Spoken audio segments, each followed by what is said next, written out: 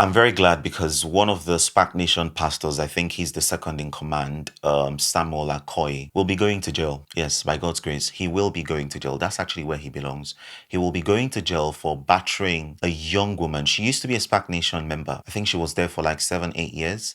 Battered her, beat her up so much, broke her nose. There were blood in her eyes, marks all over her body. She had a concussion. She was in hospital for some time. And these are the kind of people who are pastors in Spac Nation, that cold Spac Nation. I have the court papers here. He's been served, and sometime in 2030, he will be prosecuted. I did my research, I did my investigation.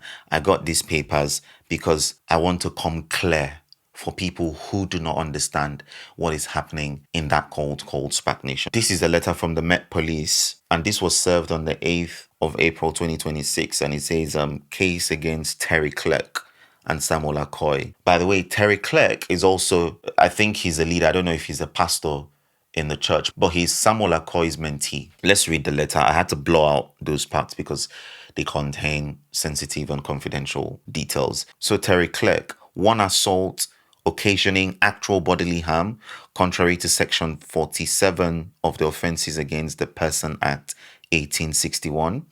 Samuel Akokhia, one assault occasioning actual bodily harm, contrary to Section 47 of the Offences Against the Person Act 1861, and two thefts, contrary to Section 1 of the Theft Act 1968.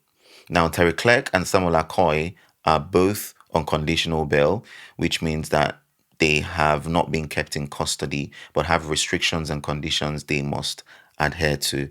If they breach any of them, they can be arrested and charged with breaching their bail. The conditions are detailed below. The defendants breach any of them, please contact the police. It is an emergency.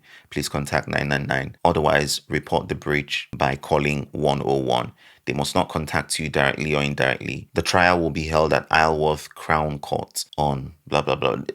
This is what they look like. These are the faces of terrible people who have no place in the house of the Lord, who are actually manipulating and taking advantage of young, impressionable, vulnerable, gullible people who genuinely might have the heart for God, but just found themselves in the wrong place. He will be going to jail. I'm going to show you guys the pictures of what they did to this young woman. I have so much evidence, but I don't want to put it out there because I'm waiting for them. Because, you know, the thing about Spac Nation is that they love their perception, they love their branding more than they love God. And I know they're going to see this video. I know they're going to see it. How can a pastor do that to a woman in the church and he's still preaching? After battering the girl, he still went to preach. Their general cult leader, that egghead Toby, could not even suspend him. And by the way, this guy, the Samuel Akokhia, has gone to jail before. And clearly we can see that these people are not saved. They don't know the Lord. They are just youth leaders. That's what I like to call them, youth community leaders. The difference is that now they're still doing what they used to do before they got to jail, but they're using the branding of the Lord. They are using the branding of Jesus, not the character, not the doctrine, just the branding. A lot of young women there have been abused severally. And guess what? I want to play a video that this Samuel Akokhia guy made after he battered the lady. I think it happens even more to those of us who, myself and fellow company, that have had to stand in front of the judge before. It happens to us a lot. Any indictment, we're burying the evidence and the people. How can a pastor say that any evidence will be buried and the person too? We're not going to glide over that. We're not going to act like we've not heard that. These guys are dangerous people. You see, what they do is that they target a lot, especially women. They target a lot of young women who are impressionable. Have you guys noticed that a lot of the quote-unquote pastors, the female pastors in that church, they joined the church when they were 16, when they were 17, when they were 18, very young. And typically, 1 year, 6 months after they join the church, they become pastors. Guys, where does that happen? Where does that happen? Yes, I understand that it's possible for you to grow in the faith. It's really not a matter of how long. But tell me, How do you join a ministry and in the next 1 year as a teenager, you become a pastor? What they do is that they look for loopholes. They know that young and impressionable women, right?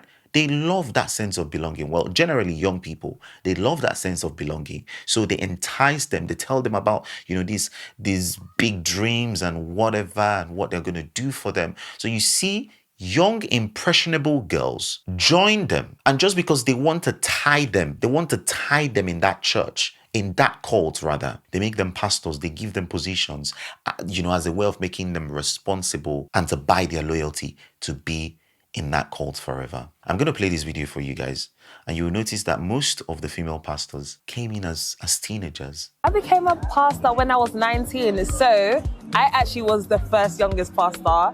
23. Yes, a year into the nation, I became a pastor. Age 23. I joined the nation at 18. Into the nation at age 22. I joined the nation at age 16. Now a 6-figure business owner. I run a beauty business. And I'm now an M&A lawyer at a Magic Circle law firm. I am now a 6-figure beauty business owner. Also lead the Beauty Family, which is a collection of 10 beauty businesses. Mergers and acquisitions is what I do on a day-to-day basis. Intermediary marketing, business development, and I run a media agency within the Nation family. Most of them join as children, and then a year later they become pastors. In the last few weeks, I've spoken to at least 5 parents who've lost their children to Spac Nation. They are here in the UK, here in London. 2 of them were crying on the phone to me. Do you know what it means to hear an elderly person, cry on the phone? One of them was telling me that in the last 10 years, he's not seen his daughter. These people spend money, and majority of them are Nigerians. They spend money, send their children to good schools in the UK, and all of a sudden they get whisked away by these Spac Nation people. Tell me, how are you comfortable making someone a pastor in your church that has absolutely no relationship with their parents because they joined that cult?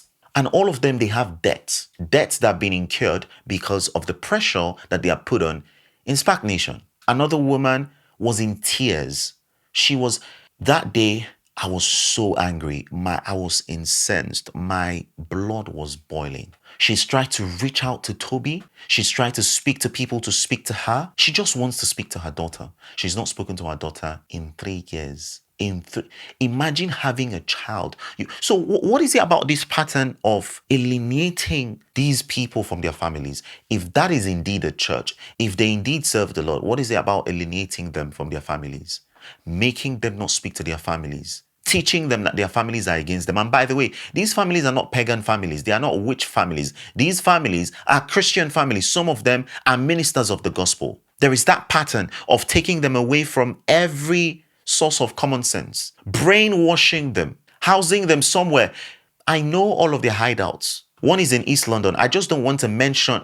Listen, guys, let's say you have a child there or you have a friend there and you want to send a package to them. You don't write their name. You don't write their name on the package, on the parcel. You just write their initials. Where is that done? They house them there. All the money they make, they have to surrender that money to them. They have weekly targets. When you are like a sales marketer or whatever, you have targets. They have weekly targets and they put enormous pressure on these people. And you tell me that is a church. By the way, the Pastor Samuel Akokhia guy of Spac Nation, the second in command, the one that's going to jail, he's a community penis. He's been caught in bed multiple times by his wife with women in Spac Nation. These guys are a group of unrepentant people. They don't know the Lord. They don't love the Lord. All they do is whisk people's children away from them. One of the parents was crying to me. She sent her daughter to a very good school. Since she graduated in the last 10 years, she has not practiced law. The law that she broke her back to make the money to send her to paid cash. She's not practicing. She's just brainwashed, wasting away in Spac Nation cult. And when you see them come online like this, talk about, they're managing this business. It's a lie. It's all fronting. They're not managing no business, 6-figure, 7-figure. It is a lie because I've spoken to some people who were the earliest investors in some of their schemes. and they were defrauded by the lead pastor. They will tell them, oh, bring so amount, £80,000. Every month we'll be giving you this amount, blah, blah, blah. But oh, you need to use your house as collateral and this. And before you know it, they reclaimed somebody's house. And guess who owns the company that was reclaiming the house? Toby.